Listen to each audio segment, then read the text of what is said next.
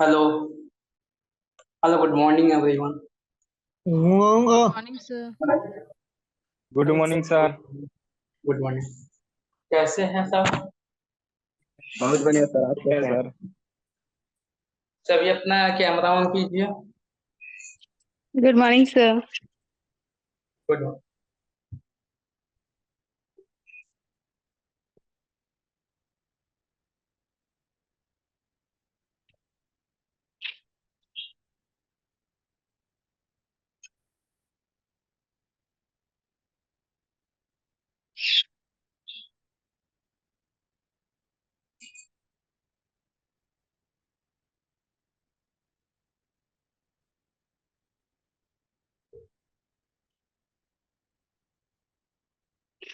सभी अपना camera on कीजिए।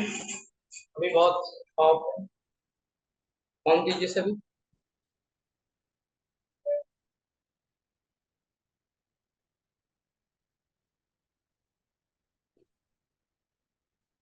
सत्यम, सेल्वी, सुनीता, तुलसी, अनमोल।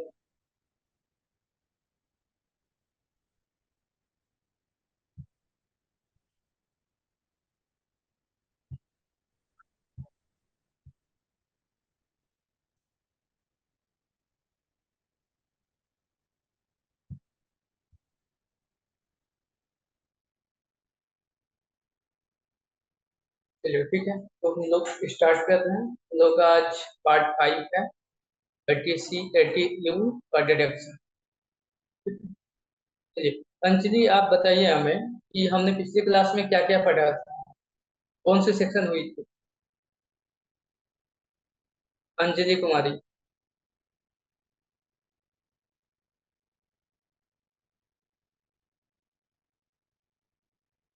आप अभी भी म्यूट है, अनम्यूट होइए।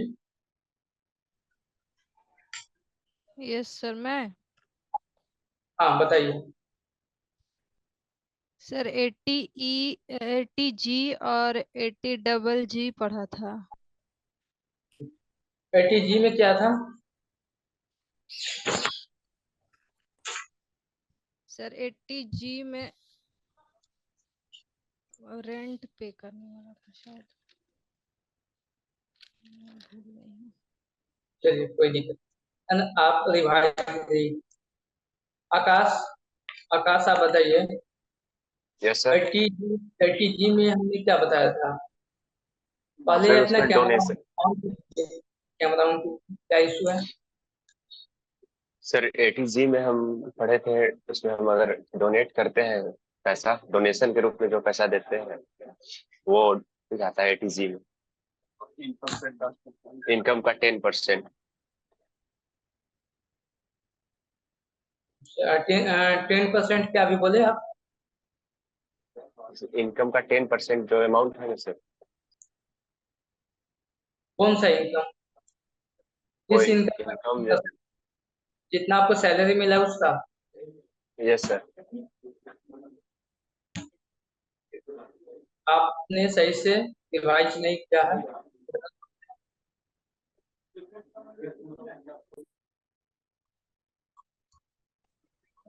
कैसे आगे? चल भी आप बताओ। 80 जी में क्या बताया गया था?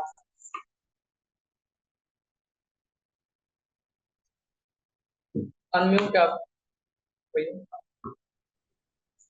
सर वो जो डोनेशन प्रोवाइड करते हैं एनजीओ को या फिर पॉलिटिकल पार्टी को, वो आता है। और इसमें अदर कैश आता है। मतलब कैश में अगर पेमेंट करते हैं तो काइंड में नहीं।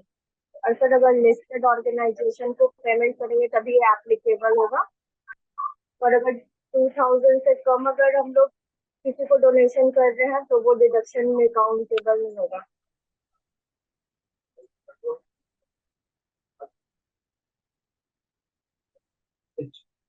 उसमें मैंने एक वर्ड आपको बताया था, उसमें लिमिट एक था, एक विदाउट लिमिट था। इसका क्या यूज होता है? लिमिट। सर उस दिन ना आवाज नहीं आ रही थी आपकी, इसलिए मुझे वो समझ में नहीं आया था। बताओ ठीक है, मैं ट्रांसलेट करता हूँ। आपने उस दिन चैट बॉक्स में मैसेज डाला था। सर मैंने तो बोला भी था आपकी आवाज नहीं आ रही है। चलो, कोई दिक्कत। सलोनी, आप बताओ, 80G के बारे में बताओ आप। सर इसके तहत हम लोग डोनेशन दे सकते हैं किसी भी रजिस्टर्ड एनजीओ या एनजीओ को, सॉरी।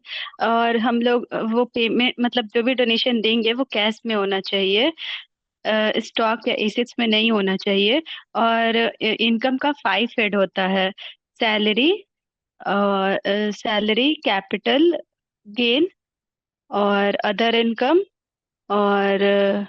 और हाउस रेंट से जो इनकम आता है वो वाला, और एक और होता है प्रोफेशन, हाँ, बिजनेस या प्रोफेशन वाला।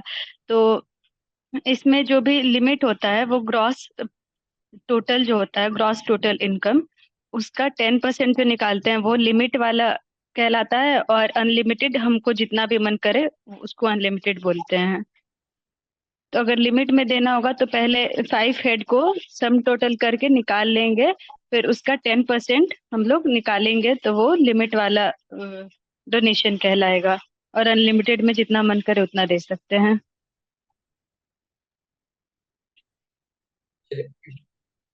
हमने एक पीडीएफ आपको सेंड किया था ग्रुप में, उसमें से कोई 5 आप बता दीजिए जिस जो रजिस्टर्ड है डोनेशन के लिए।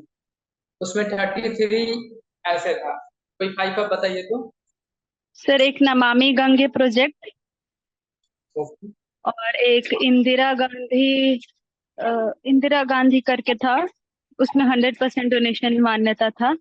और एक राजीव गांधी था, उसमें 50% था। और सर इतना ही चलिए याद बहुत, है, 3। चलिए ठीक है। और सर रिवीजन किए थे पर भूल गए। Thank you sir.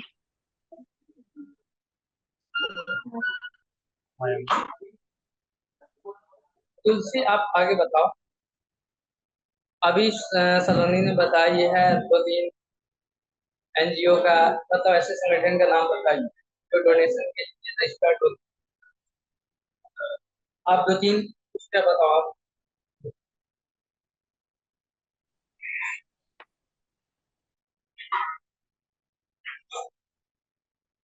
हेलो हाँ बताइए तुलसी। सर, पीडीएफ तो आया ही नहीं है ग्रुप में। आपने जो सर उस दिन पीडीएफ दिखाया था वो नहीं गया था, नहीं किसी को नहीं मिला।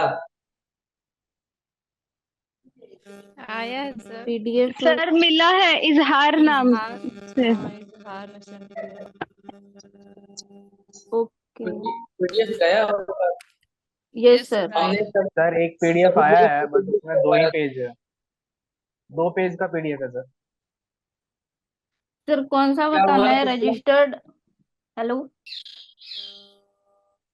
हेलो हाँ बताइए। सर कौन सा बताना है, हाँ रजिस्टर्ड?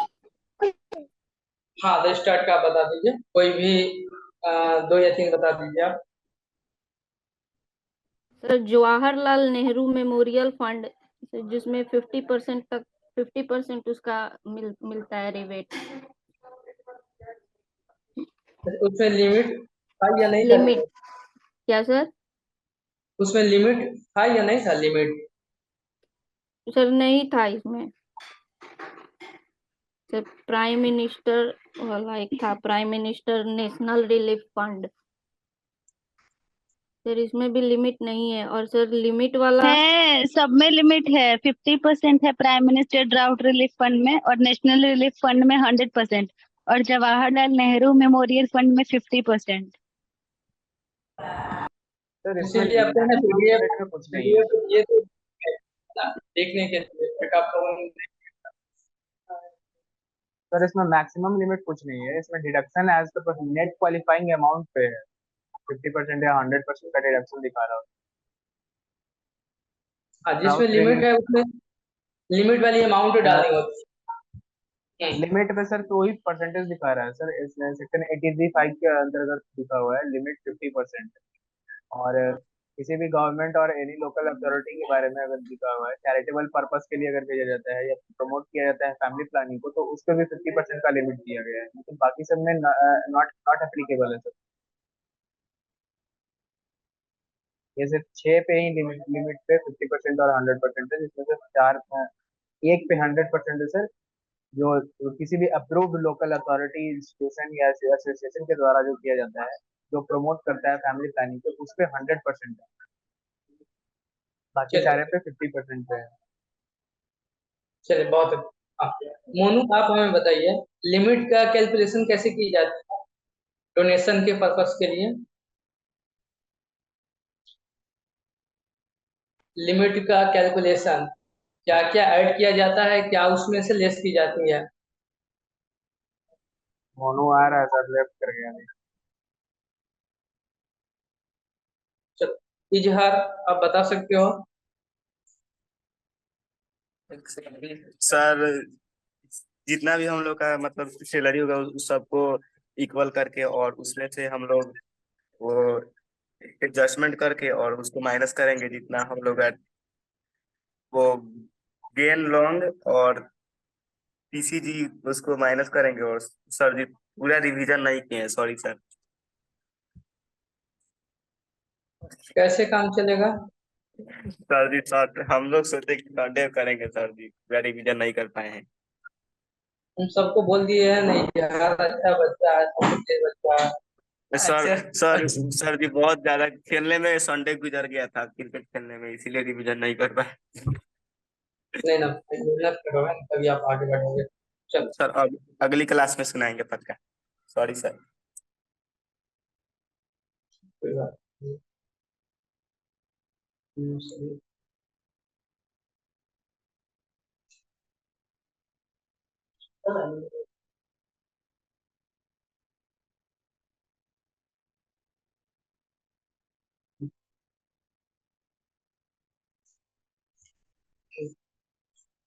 अच्छा आप में से कोई बताओ जैसे हाँ अंजलि, दो अंजलि ज्वाइन की है ना। आप लोग का नाम चेंज कर देना है ना, कंफ्यूज हो जाते हैं। आप ऐसे करना है ना, बैच डाल देना, अपना नाम के पीछे बैच डाल देना। जिस अंजलि से भी हम क्वेश्चन नहीं पूछे हैं वो आप बताओ कैसे कैलकुलेशन कैसे की जाती है। लिमिट का कैलकुलेशन कैसे की जाती है।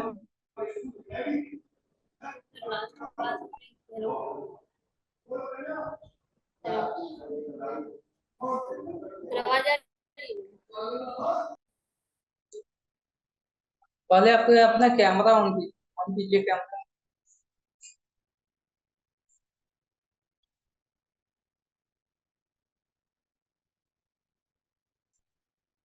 अंजलि कैमरा ऑन कीजिए, बताइए कैलकुलेशन कैसे की जाती है। चलिए बताइए। सर हम लास्ट क्लास में ही अटेंड किए थे और अभी रिकॉर्डिंग इसका नहीं देखे तो सर नहीं पता है। रिकॉर्डिंग वीडियो तो आया होगा, क्यों नहीं देखी आप लोग। क्या सर? क्यों नहीं देखी।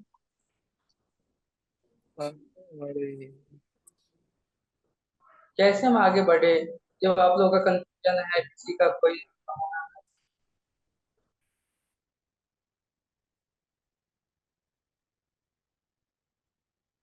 सर हम बता दें। बताइए। सर सबसे पहले तो जीटीआई में निकालेंगे, सारा इनकम ऐड करेंगे, salary, house property, capital gain, other income या फिर बिजनेस प्रोफेशन से जो इनकम आ रहा है उस सबको ऐड करके फिर उसके बाद जीटीआई में से लॉन्ग टर्म कैपिटल गेन और शॉर्ट टर्म कैपिटल गेन मतलब दोनों को ऐड करके और फिर जीटीआई में से उनको माइनस करेंगे और फिर उसका 10% निकालेंगे, वही हमारा लिमिट होगा। हाँ ठीक है, बहुत अच्छा। यही मैं पूछ रहा था आपको लिमिट का कैलकुलेशन कैसे। ठीक है? तो हम लोगों ने पिछले क्लास में देखा था एटीजी का कैलकुलेशन। अच्छा पिछले क्लास के रिगार्डिंग किसी को और भी कोई कंफ्यूजन है आप चैट बॉक्स में डाल दें, तो फिर हम लोग अगला सेक्शन स्टार्ट करेंगे, इसमें आगे बढ़ेंगे। सर वो कोई कैटेगरी का फिर से कर लीजिए सर। कोई भी डाउट हो। कैटेगरी ए और बी वाला जो था सर, उसको फिर से एक बार बता दीजिए। ठीक ठीक है, मैं फिर से बता देता हूँ, वेट करिए, आपको बता- without limit or this limit. ठीक है, मैं इसको है ना थोड़ा सा रिवाइज करा देता हूँ।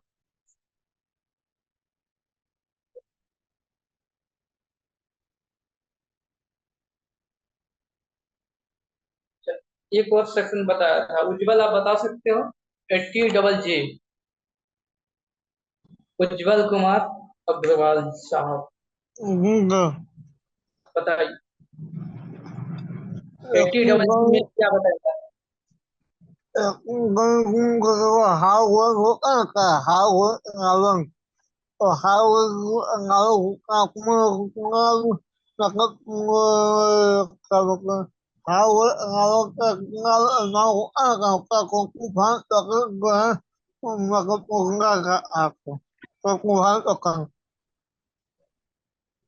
चलिए, बहुत अच्छा, आपने बहुत सही बताया।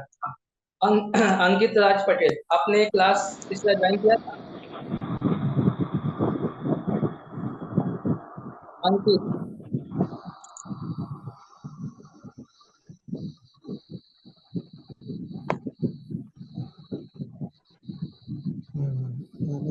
अनमोल आप बताओ 80 क्या है? 80 में लिमिट क्या है, डिडक्शन क्या है, किसके रिगार्डिंग है?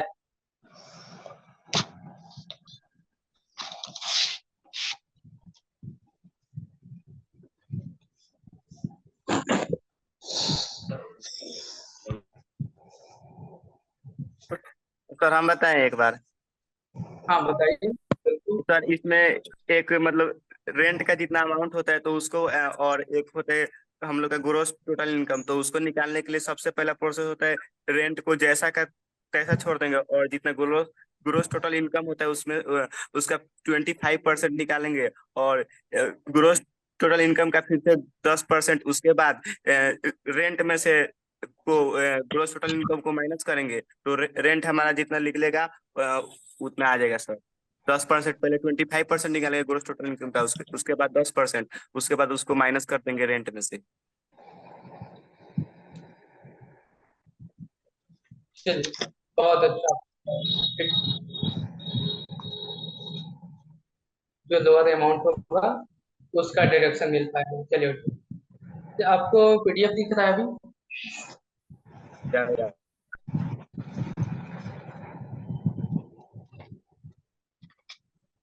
जी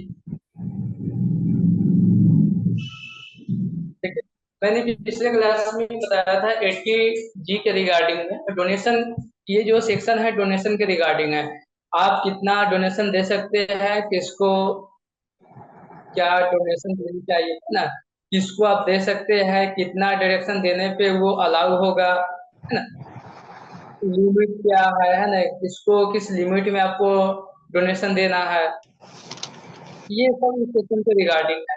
जनरली क्या होता है कि जब आप डोनेशन किसी को देते हो, है ना, जो एनजीओ टाइप के जो रजिस्टर्ड होते हैं या जो कोई फंड होता है गवर्नमेंट सेट करता है, उसमें आप पैसा देते हो तो वो आपके टोटल इनकम में से माइनस हो जाती है, और जो इनकम बचती है, उज्जवल आप म्यूट कीजिए अपने आप को, और जो इनकम डिडक्शन के बाद जो बैलेंस बचती है उस पे आपको टैक्स का कैलकुलेशन करना होता है। तो मैंने आपको इसमें बताया था कि डिडक्शन में आपको दो दो तीन चीजों को देखनी होती है। सबसे फर्स्ट में क्या होता है कि आप यदि काइंड में डोनेशन दे रहे हैं किसी को, काइंड का मतलब कैश के अलावा कोई स्टॉक है आपका, या कोई फर्नीचर है, एसेट है, कोई भी है, यदि आप डोनेशन दे रहे हैं आप कैश के अलावा, वो डोनेशन में काउंट नहीं होगा। सर ऑनलाइन पेमेंट तो काम करता है ना? हाँ, ऑनलाइन वो आएगा। जैसे देखिए, मैं यहाँ पे ये आपको बताया, आपकी इनकम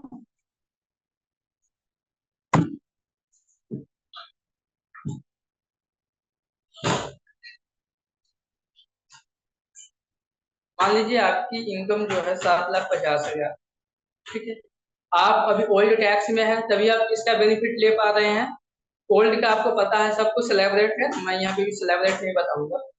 इसमें ओल्ड के हिसाब से यहाँ पर टैक्स लगेगी, बट आपने किसी को डोनेशन दिया है, ठीक है, आपने डोनेशन कितना दिया है 1.5।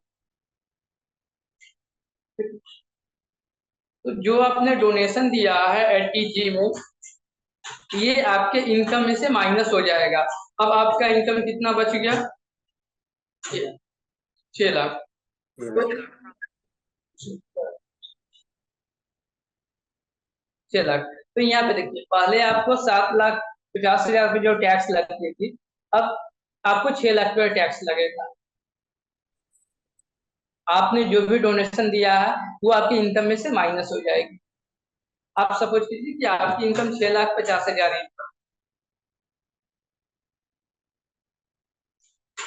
उस केस में क्या होगा, आपकी इनकम 5 लाख तक आ गई। तो आप सबको पता है कि ओल्ड टैक्स स्लैब रेट में यदि इनकम 5 लाख तक है तो आपको कोई टैक्स नहीं लगेगा। तो यहाँ पे आपने डोनेशन दिया, इस रिगार्डिंग आपका मतलब इनकम जो है कम हो गई और आपका टैक्स से एग्जम्प्ट हो गया, मतलब उस पर टैक्स नहीं लगा। ये आपके लिए बेनिफिट है। अब ये हम लोग को देखना है कि डोनेशन दे रहे हैं तो डोनेशन के लिए कुछ कंडीशंस होती है। फर्स्ट कंडीशन ये होती है कि आप यदि काइंड में देते हो, कैश के अलावा यदि आप काइंड में डोनेशन देते हो आप, तो वो काउंट नहीं होगा डोनेशन में, आपके इनकम में से वो माइनस नहीं होगी, ठीक है। जैसे आपने डोनेशन किसी को दिया है जिसमें आपने कैश दिया है 50,000, ठीक है, और आपने उसको फर्नीचर दे दिया है, फर्नीचर जो है वो आपने दे दिया है 45,000। तो टोटल आपका डिडक्शन कितना होगा, कितना आपने डोनेशन टोटल दिया, सर ओनली आपके इनकम, 50,000। आपके इनकम में से कितना माइनस होगा, कौन सा ओनली अमाउंट माइनस 50,000 होगा, सर कैश वाला। ओनली कैश वाला आपके इनकम में से माइनस होगा। ये आपको बेनिफिट मिला है, ठीक है। सेकेंड आपको ये देखनी है कि यदि आप कैश में पेमेंट कर रहे हो, डोनेशन आप किसी को दे रहे हो, आप यदि 2,000 से कम की अमाउंट है तो वो वहां पे कैलकुलेशन नहीं होगी, मतलब आपके इनकम में से वो माइनस नहीं होगी। आपने किसी को यदि 1,500 आप दिए हो कैश डोनेशन, है ना, कैश के फॉर्म में, ये आप अपने इनकम में से माइनस नहीं कर सकते हो आप, क्योंकि ये लिमिट से कम है, ठीक है। और थर्ड हमने एक और कंडीशन बताया था, सलोनी आप बताओ थर्ड कंडीशन मैंने क्या बताया था। सर एक तो स्टॉक या एसेट्स में नहीं दे सकते, और एक 2,000 से ऊपर होना चाहिए, और थर्ड कंडीशन किसी भी रजिस्टर्ड एनजीओ को देंगे तभी वो डोनेशन मतलब कहलाएगा। ऐसे ही हम किसी भाई बहन या किसी को पैसा दे देंगे तो वो डोनेशन नहीं कहलाएगा।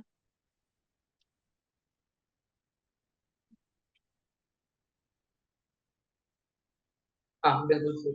इसमें जो एनजीओ या जो संगठन सोशल वेलफेयर के लिए एक्टिव हुआ है ना, वो एनजीओ टाइप का उसमें रजिस्ट्रेशन होता है। तो जो रजिस्टर्ड है ना, उसी को हम लोग डोनेशन दे पाएंगे। तो मतलब हम यदि उसको डोनेशन देंगे तो हमारे इनकम में से वो माइनस होगा, क्योंकि जब आप इनकम टैक्स फाइल करेंगे तो उस समय आपको दिखाना होगा कि हमने किसको डोनेशन दिया है, उसका रिसीविंग आपको अटैच करनी होगी, तभी उसका बेनिफिट आपको मिल पाएगी। तो हम किसी को भी डोनेशन देंगे तो वो हमारे इनकम में से माइनस नहीं होगा, उसका हम बेनिफिट नहीं ले सकते हैं,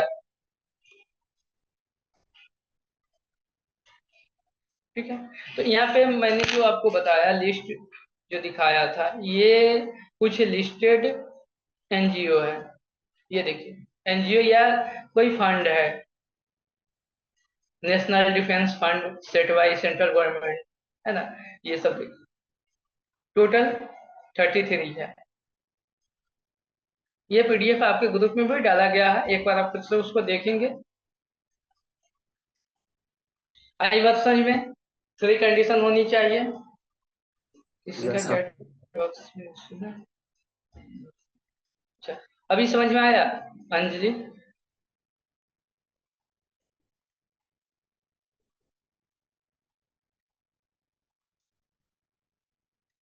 किसका है इशू? सबको समझ में आया अभी जो कंडीशन मैंने आपको बताया? सर फिर से यस बताइए सर। एक बार। चलिए ठीक है। तो 3 कंडीशन है डोनेशन देने के लिए।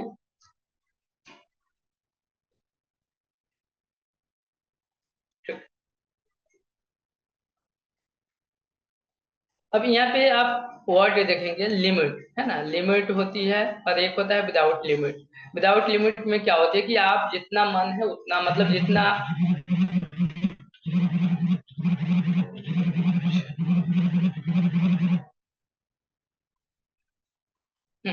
लिमिट साउंड से ज्यादा ही है ना सबको? Yes sir. यस सर, आ रही है। चलिए ठीक। तो लिमिट में क्या होती है कि आप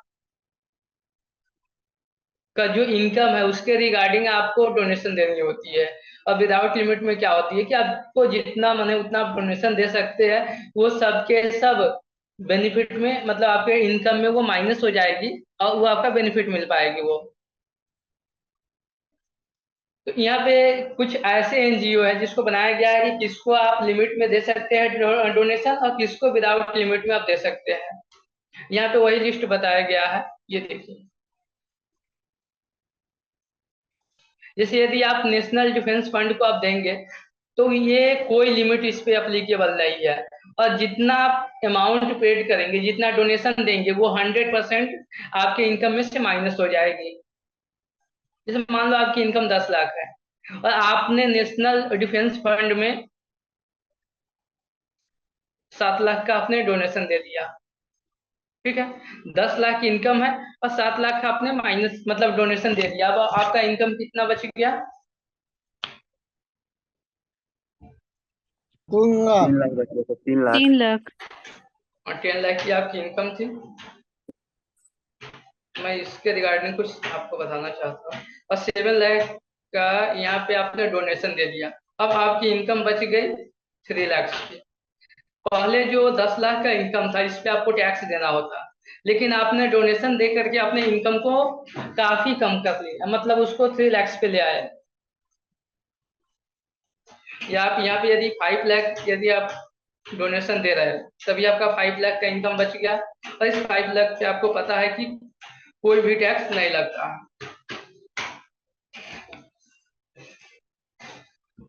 ये क्वेश्चन से मैं आपको कुछ एक्स्ट्रा समझाना चाहता हूँ। जैसे आपकी इनकम 10 लाख की थी, ठीक है, और आपने 5 लाख आपने डोनेशन दे दिया नेशनल डिफेंस फंड में। अब आपकी इनकम कितनी बच गई? 5 लाख की। पहले जो 10 लाख की टैक्स लगती थी, 10 लाख की इनकम पे जो टैक्स लगने वाली थी, अब 5 लाख की इनकम हो गई तो आपको कोई टैक्स नहीं लगा। तो इस हिसाब से आपको नहीं लगता है कि टैक्स का चोरी किया गया, टैक्स गवर्नमेंट को नहीं पहुंच पाया?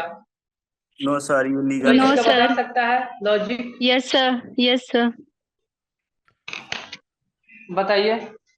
सर क्योंकि 5 लाख टैक्स अगर हम गवर्नमेंट को टैक्स से पे करते हैं या फिर डोनेशन से दे देते हैं, दोनों ही गवर्नमेंट के पास जाएगा, चाहे वो इनडायरेक्टली जाए चाहे वो डायरेक्टली जाए।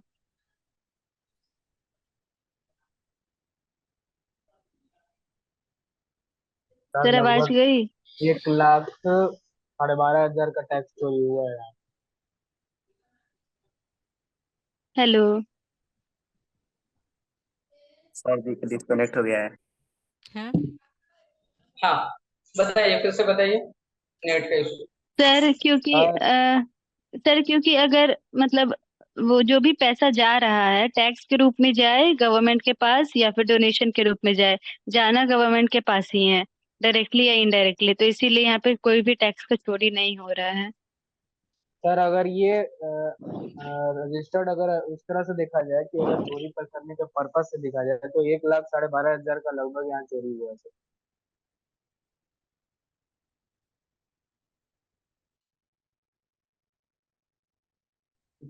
हाँ, यहाँ पे आप लोगों ने सही बताया।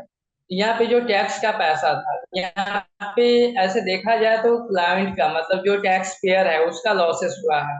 यदि वो 10 लाख पे टैक्स देता तो 5 लाख से कम ही टैक्स उसकी बनती है, ठीक है। लेकिन उसने 5 लाख डोनेशन दिया है जो सीधा गवर्नमेंट के अकाउंट में चली गई है,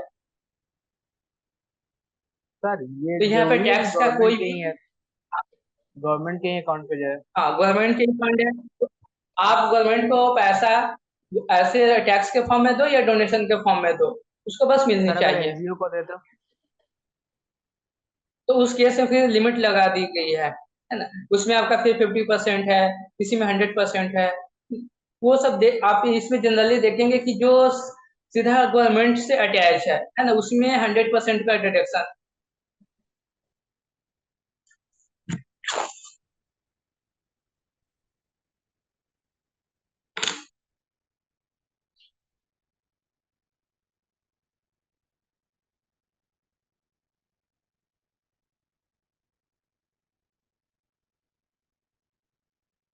जिसमें भी जैसे नेशनल चिल्ड्रन फंड है, यहाँ देखिए तो 100% है ना।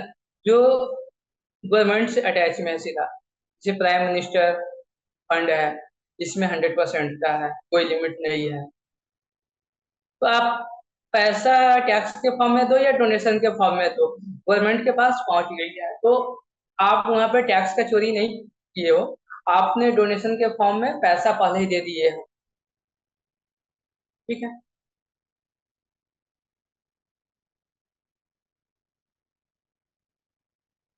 ये बात समझ में आई सेक्शन 80G, या इसमें कोई कंफ्यूजन अभी भी किसी को कोई भी कंफ्यूजन है आप चैट बॉक्स में डाल दीजिए। दोनों से बताया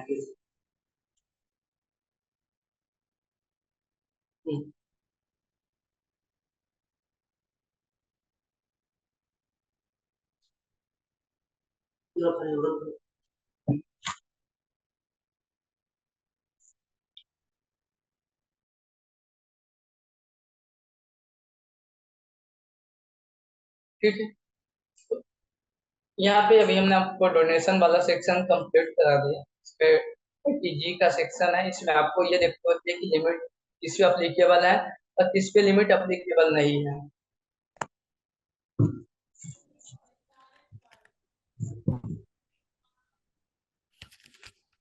जिसमें लिमिट अप्लीकेबल होगा उसको लिमिट के अकॉर्डिंग आपको डोनेशन देनी है, यदि जिस पे लिमिट नहीं है उस पे लिमिट, बिना लिमिट के आप डोनेशन दे पाएंगे।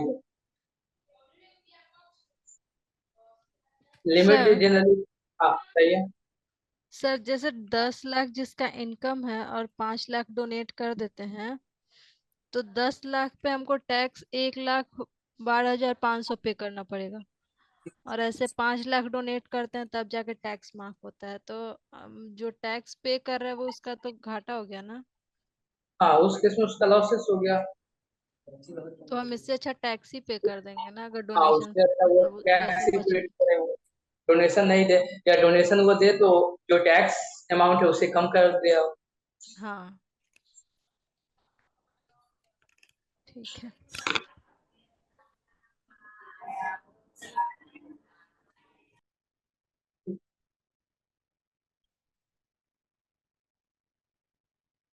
और यहाँ पे हमने आपको कैलकुलेशन में बताया था, आप जब भी इनकम निकालेंगे तो ग्रोस टोटल इनकम होनी चाहिए, जिसमें 5 हेड्स है, उसमें से आप माइनस करेंगे लॉन्ग टर्म कैपिटल गेन और शॉर्ट टर्म कैपिटल गेन, जो 11A सेक्शन में है। मतलब जो आप शेयर मार्केट से जो पैसा आपको मिलती है ना, आपकी जो प्रॉफिट होती है शॉर्ट टाइम के लिए, 1 साल से कम के लिए, वो इनकम यहाँ से माइनस होगी। और लॉन्ग टर्म कैपिटल गेन से मैंने एक एग्जांपल बताया था कि आपकी बिल्डिंग है, आप 10 साल बाद उसको सेल करेंगे, तो ये क्या है, एक लॉन्ग टर्म हो गया। आपने परचेज अभी किया, उसको सेल आप 10 साल बाद करेंगे, उसकी प्राइस वैल्यू जो है वो इंक्रीज हो गई होगी, वहां पे आपको प्रॉफिट हुआ होगा, आपको वहां पे गेन हुआ होगा, तो इस केस में वो क्या है, लॉन्ग टर्म कैपिटल गेन। हम लोग है ना डिस्कस करेंगे जब हम लोग सैलरी या हाउस प्रॉपर्टी ये सब पढ़ेंगे डिटेल में, तो वहाँ पे बताया जाएगा हर एक चीज का कैलकुलेशन। सर दो ही चीज का ना वैल्यू इंक्रीज होगा, एक लैंड का और एक बिल्डिंग हो किसी की, तो बाकी चीजों का तो डिक्रीज ही हो जाता है। नहीं, नहीं ना, बिल्डिंग का जैसे भी डिक्रीज होता है। आप किसी कंपनी का आपने शेयर परचेज किया है, हो सकता है आपने 2 साल हाँ 5 साल के तक किया है, उस केस में भी उसका वैल्यू इंक्रीज या डिक्रीज हो सकती है। यस। आपने बॉन्ड बॉन्ड आपने परचेज किया है ना, बहुत से होता है। आपके पास ज्वेलरी है, आर्ट है ना, या आपके पास और भी कैपिटल आइटम, वो सब का सर ज्वेलरी का तो घट इंक्रीज। ही जाता है। आप वही वही मैं बता रहा हूँ कि यदि घट गया तो वो लॉस आपकी हो गई, कैपिटल लॉस हो गई। सर इंक्रीज जो ज्वेलरी और हो बढ़ आपकी गया तो कैपिटल गेन। कैपिटल गेन हो गया। और जनरली है सर ना, ज्वेलरी का प्राइस माइनस मतलब डिक्रीज नहीं होती है, इंक्रीज ही होती सर ज्वेलरी और गोल्ड में डिफरेंस हो जाएगा ना? है। यदि आप गोल्ड जो है मतलब ज्वेलरी जो है वो आपकी एसेट हो गया। एक गोल्ड होता है केवल, जैसे आपके पास गोल्ड का एक बिस्किट है, ठीक है, तो वो ज्वेलरी का पार्ट वो नहीं हुआ, वो उसका फिर अलग टैक्सेशन होगा। हम लोग वहाँ पे डिटेल में समझेंगे। आप बस मैंने एक दो एग्जांपल आपको बताया यहाँ पे,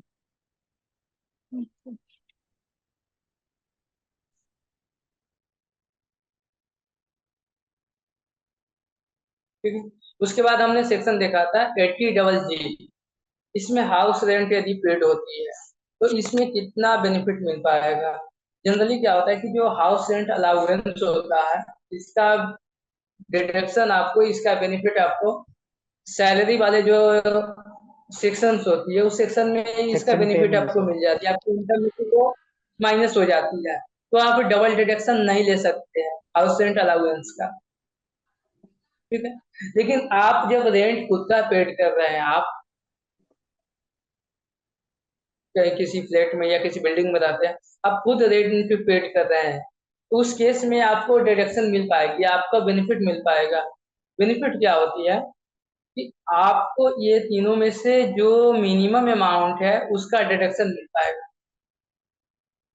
अच्छा, मैंने एक वर्ड यहाँ पे बोला, हाउस रेंट अलाउंस, HRA, कोई बता सकता है क्या होता है हाउस रेंट अलाउंस? सर कोई भी एम्प्लॉयर के तरफ से अपने एम्प्लॉय को रेंट पे रहने के लिए उसमें सैलरी में उसको ये दिया जाता है सर, ताकि वो अपने रह करके वहां से वो कर सके। ये एक अलाउंस है परकिसिट्स टाइप का।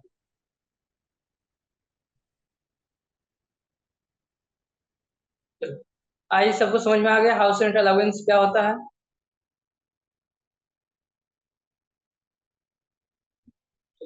तो हाउस रेंट अलाउंस यदि नहीं मिल पा रही है आपको, आप खुद से रेंट पेड कर रहे हैं, इस कंडीशन में आपको 3 चीजों को देखनी होती। सबसे फर्स्ट, एक स्टैंडर्ड सेट किया गया है 5,000 के लिमिट, पर मंथ 5,000। सेकेंड है कि जो आपकी इनकम आती है, जो टोटल अभी ग्रोस इनकम है, उसका 25% आपको निकालनी है। थर्ड क्या है कि आपने जो रेंट पेड किया उसमें से माइनस करेंगे 10% ऑफ इनकम। जो सबसे लोअर अमाउंट होगा वो आपका इनकम में डिडक्शन का मतलब आपके इनकम में से वो माइनस हो जाएगी।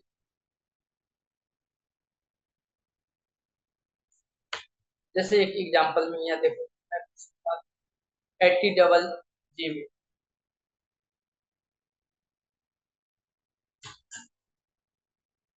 80GG है। इसमें मान लो कि आपने रेंट पेड किया है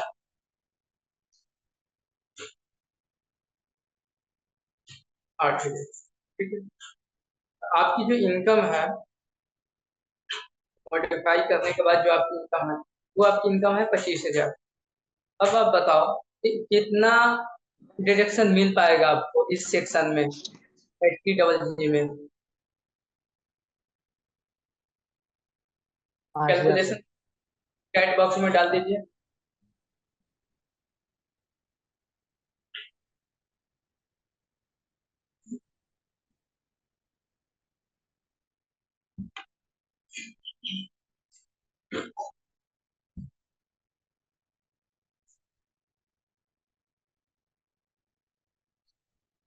जिसका हो जाए चैट बॉक्स में डाल दीजिए, फिर ऐसे मैं समझा दूंगा कि कैसे कैलकुलेशन।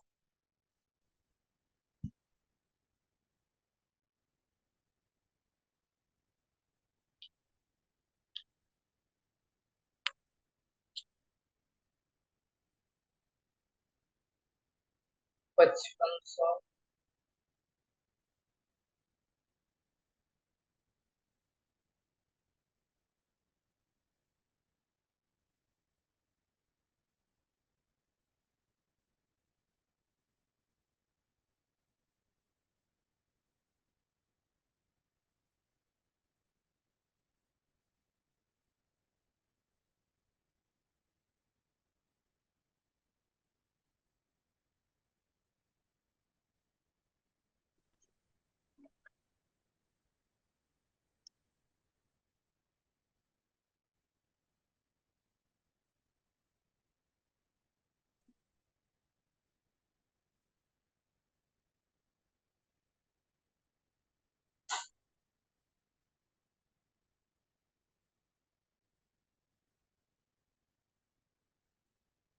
चलिए ठीक, सबका अलग अलग आंसर है, ऐसा क्यों?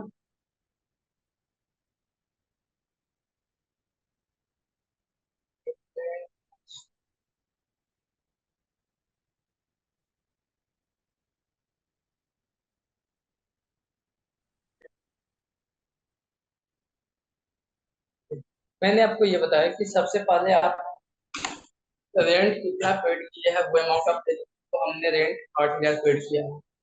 सेकेंड है कि आप 25% निकालेंगे अपने इनकम का, तो 25% निकाल दिया, ये अमाउंट। थर्ड क्या है कि जो रेंट आपने पेड किया है उसमें से माइनस करेंगे 10% ऑफ इनकम। हमने रेंट कितना पेड किया है 8000, और 25,000 का 10% कितना हो गया 2500। ठीक है, अब इस तीनों में सबसे लोअर अमाउंट कौन सी है? ये अमाउंट है 5500, ये आपका डिडक्शन मिल पाएगा। सर मिनिमम 5000 था ना इसमें लिखा हुआ है। सॉरी, हम 5000 है। हाँ 5000 है मिनिमम, स्टैंडर्ड 5000 है। ठीक है, तो हम लोग को 5000 मिल पाएगी, लोअर अमाउंट है 5000, ये अमाउंट नहीं मिल पाएगी। आई बात समझ में? कैसे निकाल? ठीक है, मैं आपको बता दूं। देखिए, सबसे पहले आपको ये देखनी है कि एक स्टैंडर्ड है 5000, ठीक है, उसके बाद 25% निकाल देनी है अपनी इनकम की, उसके बाद जितना आपने रेंट पेड किया उसमें से माइनस करनी है 10% ऑफ टोटल इनकम। फिर कैलकुलेशन आपको करनी है, वैसा ही मैंने यहाँ पे किया हो। सबसे फर्स्ट मैंने स्टैंडर्ड सेट किया है 5000 का, ठीक है। सेकेंड हमने ये निकाला कि जितना हमारी इनकम है उसका 25%, तो 25,000 का 25% आप करेंगे तो 6250 आएगा। ठीक है, 6250। थर्ड क्या है कि आपने जो रेंट पेड किया है उसमें से माइनस करेंगे 10% ऑफ टोटल इनकम। हमने रेंट 8000 पेड किया है, उसमें से माइनस किया है 10%, 25,000 का 10%, 2500 हो गई, तो 5500 अमाउंट है। अब इस तीनों में जो मिनिमम अमाउंट है वो आपका डिडक्शन मिल पाएगा। मिनिमम कौन सी है? 5000 है, तो आपके इनकम में से कौन सी माइनस होगी? 5000 वाली इनकम, मतलब ये रेंट वाला माइनस हो जाएगा। आई बात समझ में? इजहार आपका 1750 कैसे आ गया? सर सलोनी ये का समझ में नहीं आ रहा है सर, एक बार और बताइए ना, ये वाला नहीं आ रहा है समझ में। कैलकुलेशन सर नहीं आ रहा है समझ में। क्या हुआ? सर ये वाला कैलकुलेशन समझ में नहीं आ रहा है। जे आप, हाँ सत्यम आप बताओ तो कैसे आपने कैलकुलेशन किया है? सर एक तो है स्टैंडर्ड जो है हमारा 5000 का, तो 5000 तक तो मिनिमम मैक्सिमम दे सकते हैं हम। दूसरा सर कि हमारा जो इनकम होता है उसका 25% पहले निकालेंगे, मतलब 25,000 यहाँ इनकम था तो उसका 25% होगा 6,250 रुपीज। तो ये भी एक हो गया। तीसरा होगा सर हमारे पास कि वो इसका निकालेंगे, इसको घटा देंगे सर, इसमें से 10% घटा देंगे, जो हमारा रेंट है उसमें से इनकम का 10% माइनस कर देंगे, तो इसमें से घटाएंगे तो सर तो 2500 घट जाएगा, तो 5500 रुपया बचता है। तो इसमें से जो जो सबसे ज्यादा मिनिमम होगा सर, सबसे कम जो होगा हमारा, वही बेनिफिट हमें मिल सकता है। तो इसमें सबसे कम हमारा सर है 5000, तो इसलिए ये 5000 का मिलेगा बेनिफिट। कई बात समझ में, या अभी भी confusion? No sir, thank you sir. चलो थैंक यू नहीं, ये क्वेश्चन बनाओ इसको। रेंट पेड 12000 हो गया, ठीक है। इनकम आपका हो गया 55,000। आंसर चैट बॉक्स में डालिए, कितना आपका बेनिफिट मिल पाएगा।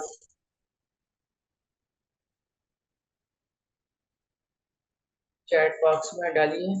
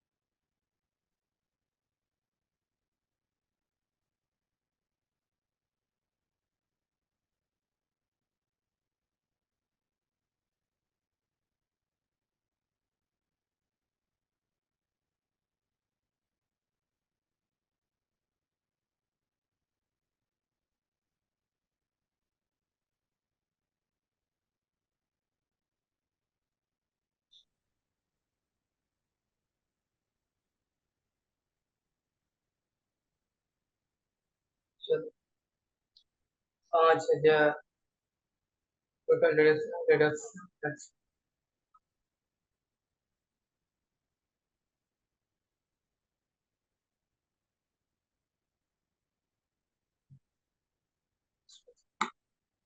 उज्जवल का 9675। कैसे कैसे हो गया उज्जवल आपका?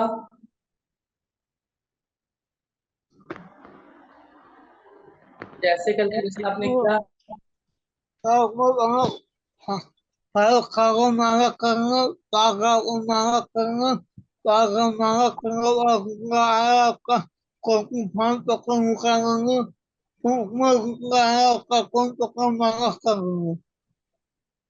तो उज्जवल भैया इसमें माइनस देखना ही देखना है, देखना है सबसे मिनिमम।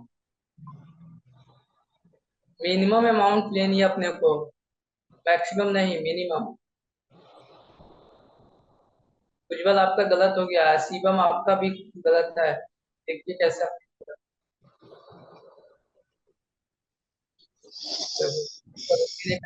निकाल दिया, देखो।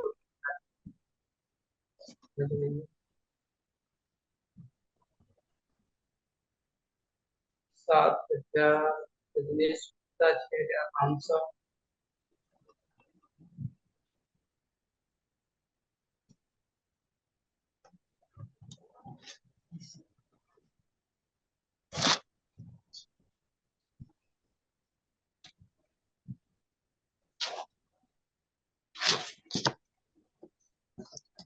चलो देखो, क्या देखते हैं किसका सही है किसका गलत।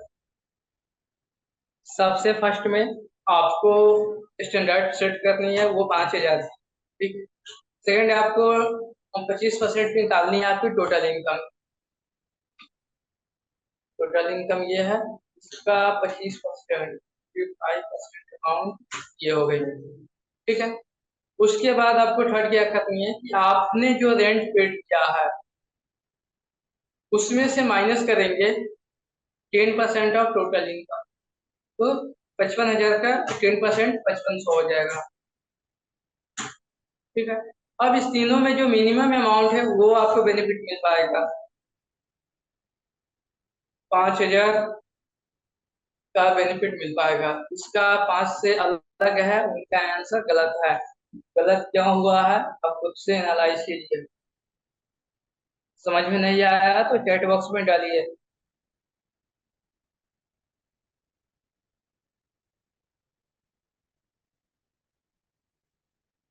खुशबू आपने नहीं डाला चैट बॉक्स में?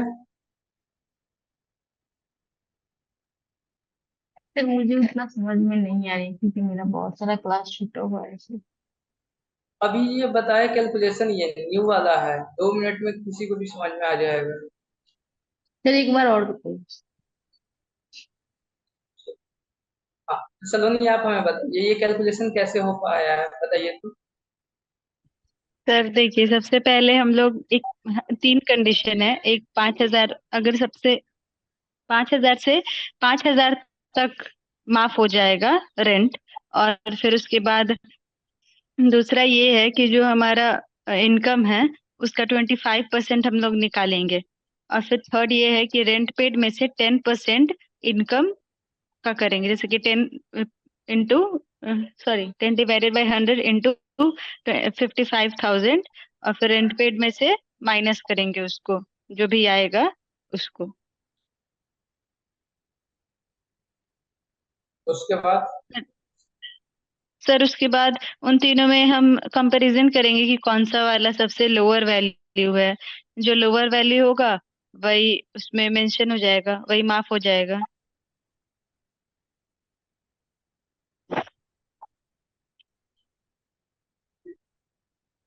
तो रोहित आप ये टिक कंडीशन क्यों लगा रहे हो आप, क्या इशू है आपको? किसी ने क्रॉस का लगाता है, कोई लगाता है।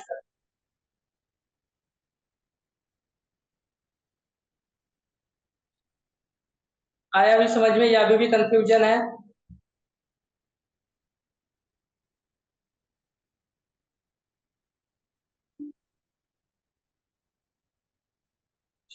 ठीक है, तो आपको यहाँ पे कैलकुलेशन देखनी होती है, जैसा कि सलोनी ने बताया, बिल्कुल सही बताई है ना। 5,000 सबसे फर्स्ट लिमिट है 5,000 की। सेकेंड है कि आपकी जो भी इनकम है उसका 25% आप निकालेंगे। थर्ड क्या होता है कि आपने जो रेंट पेड किया है उसमें से माइनस करेंगे 10% ऑफ टोटल इनकम। तो जो तीनों में से जो लोअर अमाउंट होगी है ना, उस अमाउंट को हमें सिलेक्शन करनी है और उसका बेनिफिट हमारे इनकम में से वो माइनस हो जाएगी और हमें उसका बेनिफिट मिल जाएगा।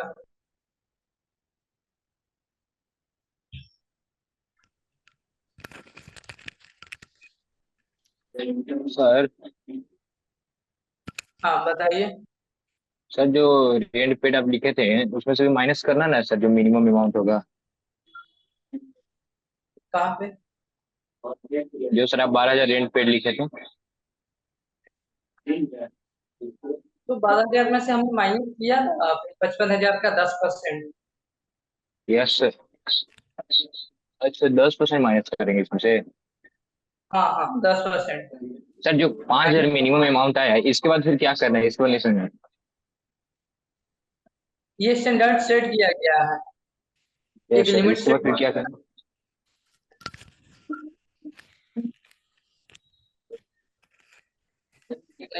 यहाँ पे से बोलिए तो। सर बोल रहे ना सर, 5,000 मिनिमम अमाउंट तो आ गया, जो भी था मिनिमम अमाउंट लेना था निकाल के 10% 25%। इसके बाद फिर सर और कुछ करना है। जो आपका अमाउंट आया है वो उसका आपको सिलेक्शन करनी होती है। जैसे इस केस में 5,000 आया, ठीक है। यस अब सर। जो आपकी टोटल इनकम होगा जब आप अपना आईटीआर फाइल करेंगे तो टोटल इनकम में से ये आप माइनस करेंगे 5,000। Okay sir. आपका इनकम मान लेते हैं कि टोटल इनकम आपका कैलकुलेशन के हिसाब से 5,04,000 है, ठीक है। आपने डोनेशन मतलब आपका यहाँ पे ये 5,000 है तो ये आपकी इनकम में से माइनस हो जाएगी। अब आपका इनकम हो जाएगी 4,99,000। इस केस में आपको टैक्स फ्री हो गया, आपका टैक्स नहीं लगा। तो जनरली है ना, टैक्स से बचने के लिए या इनकम अपना मतलब अपना टैक्स को प्लानिंग करने के लिए या इनकम टैक्स में जो बेनिफिट दिया गया उसको लेने के लिए जनरली सबका यूज किया जाता है। मैंने आपको स्टार्टिंग में भी एक बताया था क्वेश्चन कि हम ये पूरा एंड हो जाएगी ये सेक्शन, तो आपको हम बताएंगे कि 15 लाख के इनकम पे भी आपको कोई टैक्स नहीं लगेगा। उसका कैलकुलेशन बताएंगे आपको, कैसे कैसे आपको बेनिफिट लेनी है, अपने क्लाइंट का टैक्स कैसे बचाना है। ये सब आपके रियल लाइफ में काम आने वाले सेक्शन, सबसे ज्यादा इसका यूज होता है। सर इसके वैसे करके हम लोग काला धन को सफेद धन में बदल सकते हैं और टैक्स से मुक्त हो सकते हैं।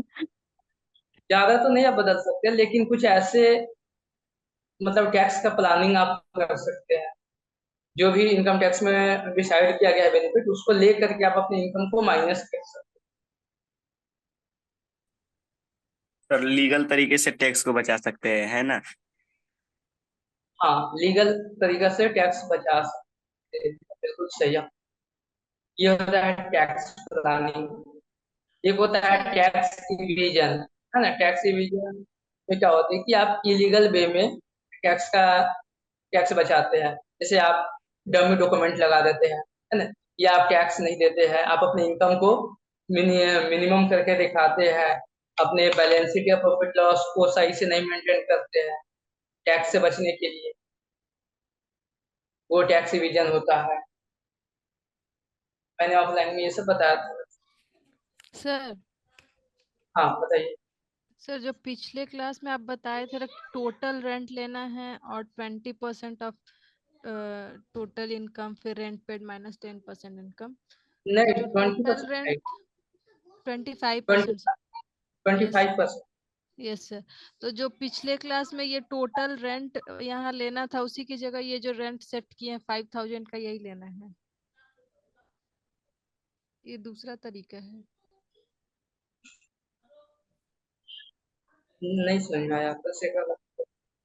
सर जैसे पिछले क्लास में आप क्वेश्चन दिए थे ना, तो फर्स्टली यहाँ हम आपको लोग ये सेट कर रहे हैं ना 5000 का, उसके बाद फिर 25% का वो ले रहे हैं टोटल का, हम्म। और फिर उसके बाद rent paid minus 10% of total income. तो ये जो फर्स्ट वाला हम जो 5000 ले रहे हैं जो सेट किया हुआ है, ये पिछले क्लास में आप जो टोटल रेंट था ना वही लिए थे। तो नहीं ना, वो टोटल रेंट नहीं होगा, है ना, वहाँ पे मिस्टेक्स ले लिया होगा। हाँ, तो वही कंफर्म करना था। 5000 में। Yes sir. ठीक है।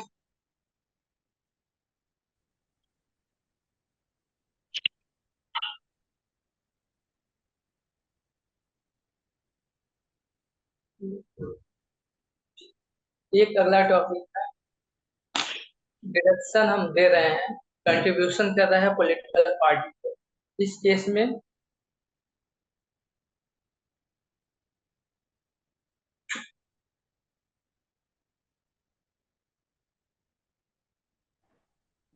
आप किसी पॉलिटिकल पार्टी को आप यदि डोनेशन देते हैं, जैसे बीजेपी है, कांग्रेस है, या आम आदमी पार्टी है, इलेक्शन का टाइम, आप किसी को यदि डोनेशन देते हैं,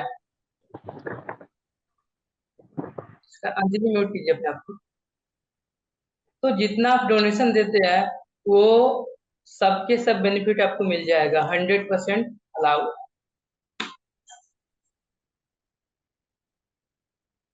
वो किसके लिए अप्लीकेबल है? यदि कोई इंडियन कंपनी है तब अप्लीकेबल है। एससीसी क्या होनी चाहिए? Indian company. यदि वो किसी पॉलिटिकल पार्टी को डोनेशन दिया है ना, तो वो 100% उसका बेनिफिट मिल जाएगा उसको। यहाँ पे एक दो वर्ड यहाँ पे है, जैसे इंडियन कंपनी। क्या है इंडियन कंपनी? क्या है?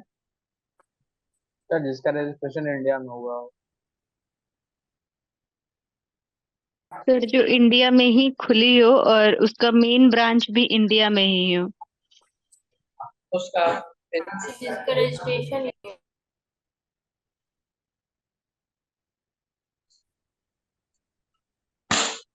यहाँ पे देखिए एक एक और वर्ड यहाँ पे देखने को मिलेगा, पॉलिटिकल पार्टी या इलेक्टोरल इलेक्टोरल ट्रस्ट। ये वर्ड क्या है, जैसे अभी कुछ दिन पहले है ना, लगभग एक 1 मंथ पहले ऐसा कुछ न्यूज आया था इसके इलेक्टोरल रिगार्ड। बॉन्ड का इलेक्ट्रोल बॉन्ड का सर आया था। सर वो बॉन्ड का था, इलेक्टोरल बॉन्ड का।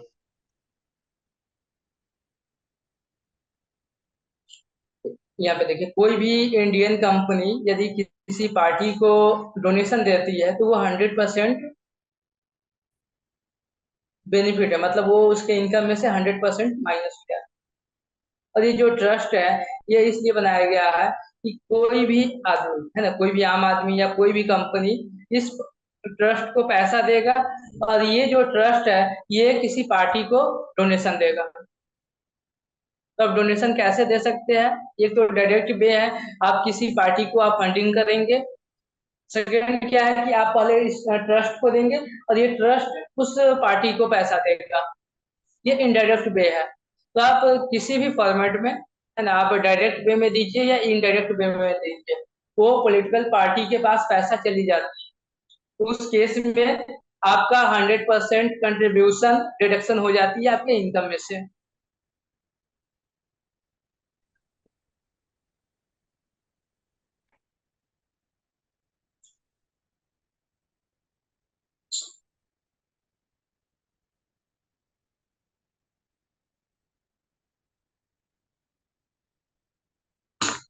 आई बात समझ में?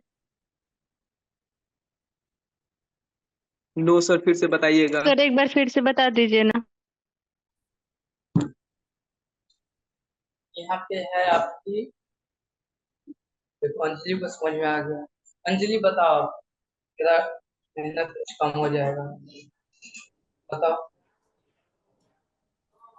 जैसे कि अगर कोई अपना फंड, अपना इनकम अगर कोई पॉलिटिकल पार्टी को देता है, वो डायरेक्ट पे में दे रहा है, तो एक ये कंडीशन हो सकता है। और दूसरा ये कंडीशन होता है कि एक फंड बनती है, मतलब जो थर्ड पार्टी, मतलब जैसे कि हम कुछ पार्टी को देंगे और वो जो पार्टी, मतलब फंड है ना मेरा, वो एक सर वॉइस क्लियर नहीं आ रहा है। सर कुछ समझ में नहीं आया मुझको। नहीं उनका सर, आवाज वॉइस ही नहीं क्लियर आ नहीं रहा आ है रहा। सही से। इसका आवाज से ज्यादा पीछे का आवाज आ रहा है। Yes sir.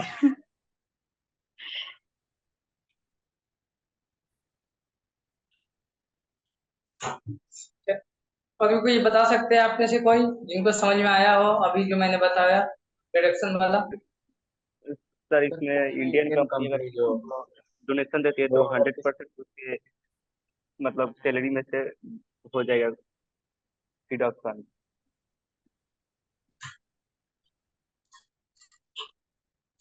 और कोई भी इंडियन कंपनी अगर किसी भी पॉलिटिकल पार्टी को या इलेक्टोरल ट्रस्ट के माध्यम से हो या फिर वो डायरेक्टली पेमेंट कर दे, तो उसका वो जो डोनेशन होगा वो उसके इनकम से डायरेक्टली 100% डिडक्ट हो जाएगा।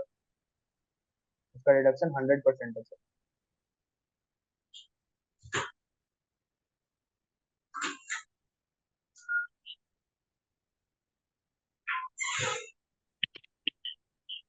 सर पर आप ये नहीं बताए कि Indian party, sorry Indian company कौन कौन सी होगी जो इंडिया में ही खुलेगी और इंडिया में ही रजिस्टर्ड होगी, जिसका हेड ऑफिस इंडिया में होगा वो, या जो बाहर से आके भी रजिस्टर्ड करेगी वो तो फॉरेन हो जाएगी ना। हाँ, वैसी कंपनी जो इंडियन कंपनी एक्ट के तहत बनाई गई हो। रजिस्ट्रेशन जितने भी रजिस्टर्ड कंपनी आपको बताया गया था ना, स्टेटरी कंपनी, रजिस्टर्ड कंपनी, तो यस सर। वैसी रजिस्टर्ड कंपनी जिसका रजिस्ट्रेशन इंडिया में हो वो इंडियन कंपनी कहलाती है। जैसे रिलायंस है, टाटा है। हम्म। Yes sir. सर चलिए, अगर तो यहाँ इंडिया में पे रजिस्टर्ड होती है तो फिर हम हेड ऑफिस तो कहीं भी रख सकते हैं, उससे तो कोई इशू नहीं होना चाहिए। देखिए, कंपनी एक्ट में हेड ऑफिस और रजिस्टर्ड ऑफिस दोनों अलग अलग माना गया है। हेड ऑफिस आप कहीं भी रख सकते हैं, लेकिन रजिस्टर्ड हाँ सर ऑफिस आपको वही इंडिया कह में रहे हैं, रजिस्टर्ड तो सर रजिस्ट्रेशन अगर इंडिया में है तो इंडिया में ही कराना होगा, जिस कंट्री में आप ओपन करना चाहते हैं कंपनी, उस कंपनी का ही रजिस्ट्रेशन। मतलब सर हम ये पूछना था कि ऐसा नहीं है कि हम अगर रजिस्ट्रेशन इंडिया में डाल रहे हैं तो हेड ऑफिस से इंडिया में ही डाले, वो तो हम कहीं भी डाल सकते हैं, किसी भी कंट्री में डाल सकते हैं। चला सकते हैं। लेकिन रजिस्टर्ड ऑफिस हेड ऑफिस में दोनों में डिफरेंस होता है। क्या कोई अपने से बता सकते हो? क्वेश्चन आया है तो कोई बताओ अपने से। रजिस्टर्ड ऑफिस हेड ऑफिस में क्या डिफरेंस है? पुराने बच्चे लोग हैं ना, कंपनी अब जब मैंने पढ़ाया है तो उसमें मैंने बताया है। सर रजिस्टर्ड ऑफिस जैसे कि कोई फॉरेन से भी आके इंडिया में अपना रजिस्ट्रेशन करा देगा तो वो रजिस्टर्ड ऑफिस उसका इंडिया कहलाएगा। और हेड ऑफिस जो इंडिया में ही खुलेगा और जो अपना हेड क्वार्टर इंडिया में ही रखेगा तो वो हेड ऑफिस वैसे कहलाएगा। चलिए, लगभग आपका सही है। आप में से और भी कोई बता सकते हैं रजिस्टर्ड ऑफिस कैसे डिफरेंट होता है हेड ऑफिस से? और है वो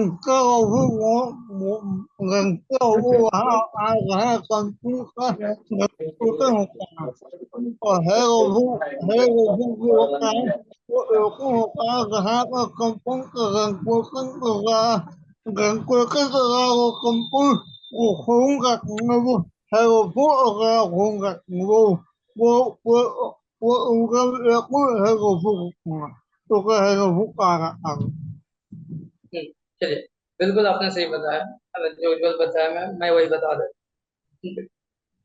रजिस्टर्ड ऑफिस क्या होती है कि जो कंपनी के लिए जो डॉक्यूमेंट्स चाहिए कंपनी का, बुक्स ऑफ अकाउंट है ना, शेयर होल्डर का रजिस्टर, बोर्ड मीटिंग कब होनी चाहिए, क्या कहाँ होनी चाहिए, है ना, ये सब डिसीजन या डिविडेंड देने की डिसीजन, ये सब कहाँ पे होती है? Registered office. लेकिन बिजनेस चलाने का कोई बात हो गया, है ना, बिजनेस को कैसे हैंडल करनी है, बिजनेस के लिए मतलब यदि हम आउटसाइड इंडिया में बिजनेस स्टार्ट कर रहे हैं तो वहाँ पे हम किस सर लोकेशन ये पे बोल हेड ऑफिस सकते हैं बनाए? यहाँ पे बिजनेस का प्लानिंग हो या फिर उसका मैनेजमेंट हो, वो हम हेड ऑफिस से कर सकते आई बात समझ में? तो हेड ऑफिस रजिस्टर्ड ऑफिस में डिफरेंस होता है।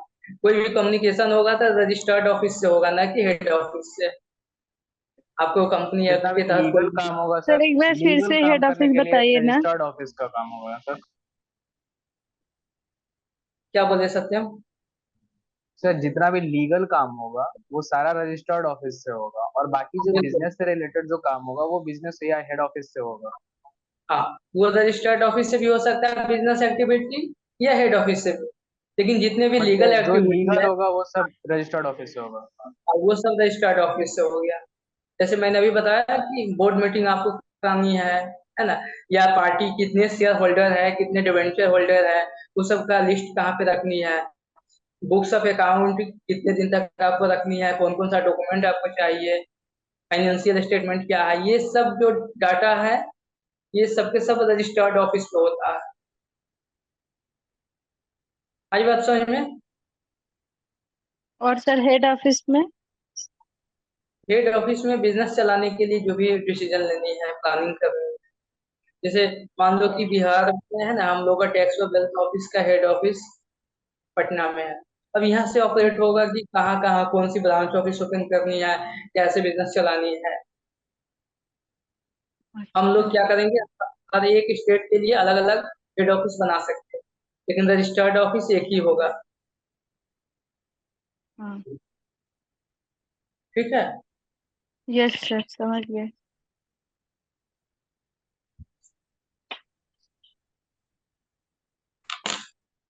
यहाँ पे हम डोनेशन की बात बोल रहे थे कि कोई भी इंडियन कंपनी यदि कोई पार्टी को फंड देती है तो दो तरीका उसका। एक तो वो डायरेक्ट देगा फंड, जैसे आप देखते होंगे कि बीजेपी को है ना, अडानी अंबानी की जो कंपनी है वो लोग डायरेक्ट वे में डोनेशन देते हैं।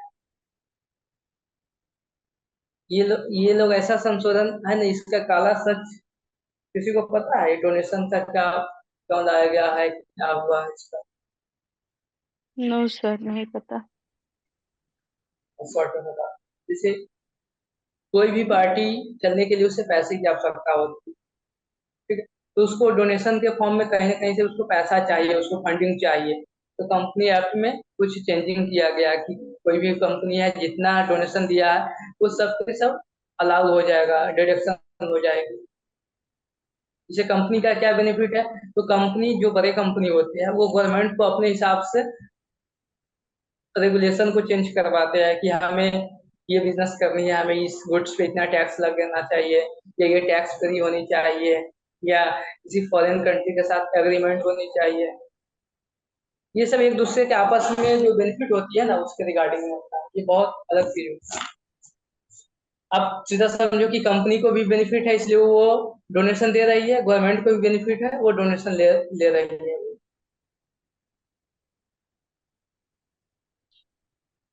ठीक है, तो कोई भी इंडियन कंपनी डायरेक्ट वे में पार्टी को फंडिंग कर सकता है, और इनडायरेक्ट वे में क्या है, एक ट्रस्ट बनाई जाती है, उस ट्रस्ट में आप पहले पैसा देंगे और वो ट्रस्ट डिसाइड करेगा कि किस पार्टी को कितना फंडिंग देनी है। ठीक है, ये डोनेशन के रिगार्डिंग था।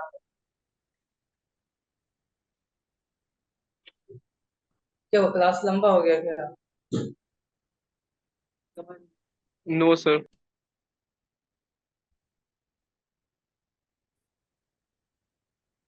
सर इसमें समझ में सेक्शन बताइए ना, इस सेक्शन को समझ ही नहीं पाए हम सर। कौन सा सेक्शन?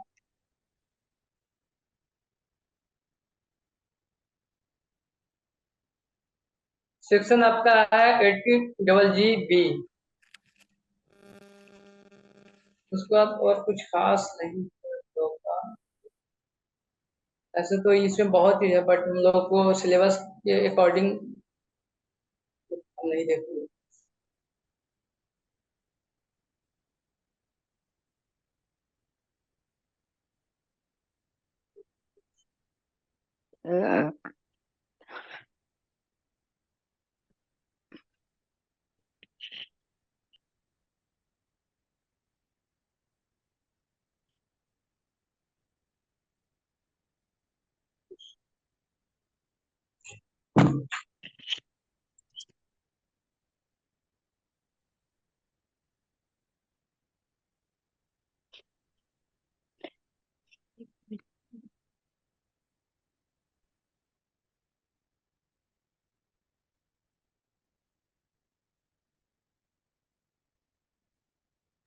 आपने सभी को ही बताइए तो अभी हमने आज की क्लास में क्या क्या पढ़ा है।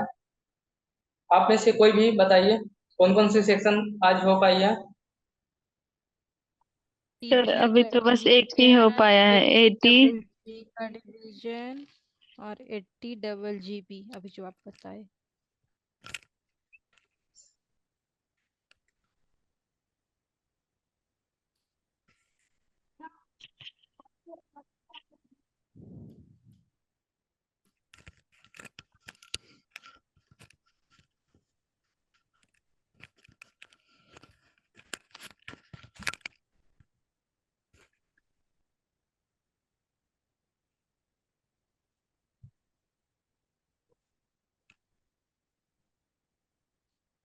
वैसे अब कुछ खास सेक्शन आगे आपका एक दो क्लासेस में और चलेगी, उसके बाद आपका डिडक्शन वाला भी कंप्लीट हो जाएगा।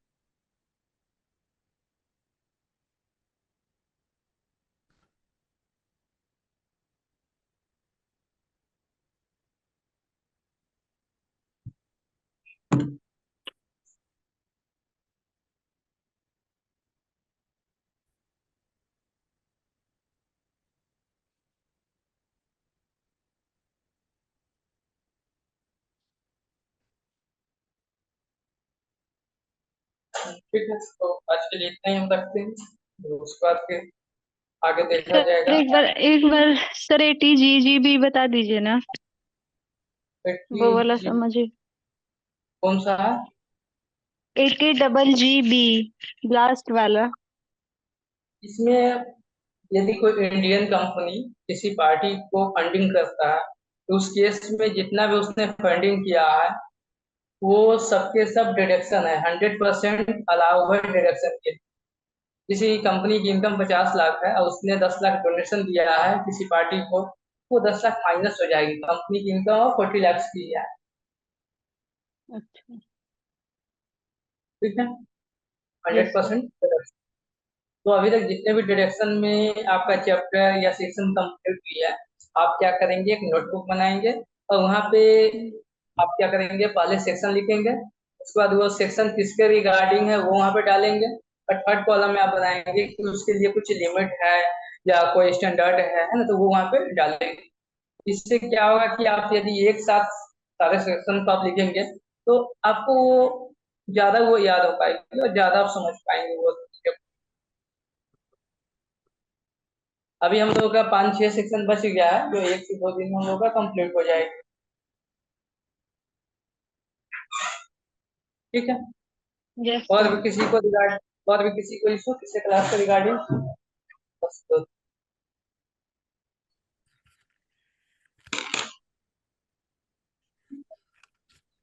ठीक है, तो आज के लिए